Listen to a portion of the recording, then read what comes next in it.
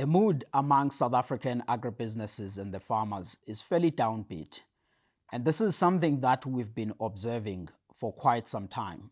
In the last quarter of last year and the few quarters before that, we've been seeing that there's growing pessimism within the South African agribusiness and the farming environment. And there are a couple of things that farmers and agribusinesses are complaining about, such as the persistent inefficiencies at the ports, road networks that are not really functioning well and are deteriorating, the railway lines that remain an issue.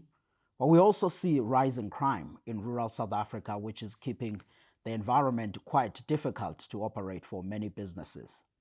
We also see that the geopolitical environment is increasingly becoming a challenge for South African agriculture. Because as a country, we have an agricultural sector that is export-oriented. Over half of what we produce goes to the export markets. So all of the geopolitical tensions and the wars that are there, they present some level of risk. But fortunately, so far, we've been able to have a bit of success on the export front. For example, in 2023, our exports reached a record $13.2 billion, which was up by roughly 4% if you were to compare to the previous year. But of course, we want to consistently have access to these markets that we are trading with and also expand to some of the new markets, which means then that on a geopolitical environment and everything else that is happening in the world matters a lot for us as South Africa, and farmers and agribusinesses are really worried about the uncertain environment at the moment. But we also see that some of the agribusinesses, particularly those that are in livestock and poultry, they remain quite worried about the animal health issues. Yes, last year we struggled with many diseases, foot and mouth disease in cattle, avian influenza in poultry, African swine fever amongst the piggery folks. But these have also, to a certain extent, slowed or improved the conditions this time around. But I think the tail end effects of that are still there in the businesses, and the farmers are worried about some of those conditions. One of the key things, of course, that all South Africans worry about, and the agricultural sector is no different about that, is the persistent load shedding. Although some have invested quite a lot on the renewables to lessen the impact of load shedding, but it remains one of the key issues that is underpinning this pessimism that we are seeing when we talk with a couple of agribusinesses. But there's a particularly new issue, of course, in the first quarter of this year, which is the heat wave and the drought that we are seeing across South Africa. The 2023-24 production season started on good footing. Yes, we knew that we were entering an El Niño period, but all indications suggested that perhaps it may not be as severe and we could actually start getting some good rainfall.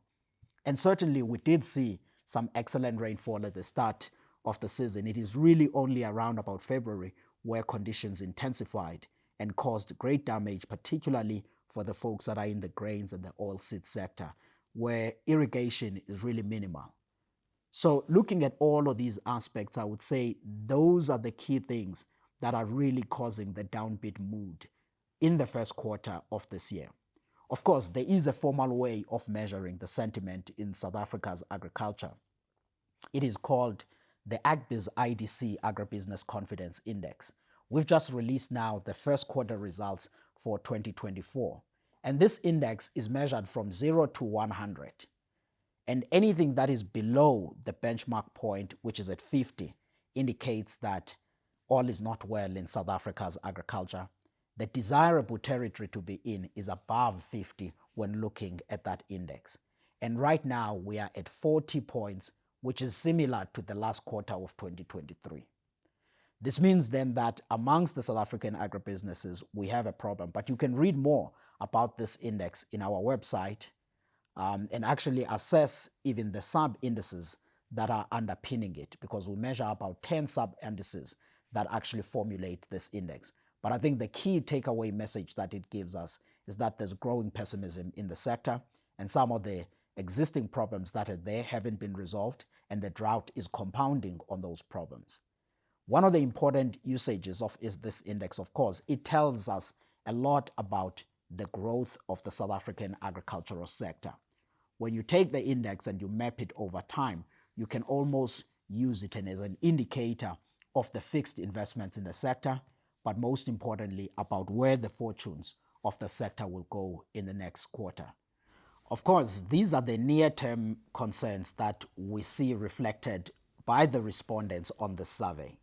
But when one steps back and look at the long-term prospects of South Africa's agriculture, there remains quite some hope and optimism that this is a sector that could still expand, grow, and create employment. But we have to make sure that we address some of the policy-orientated issues that are within our reach as South African so that we are able to realize that long-term growth.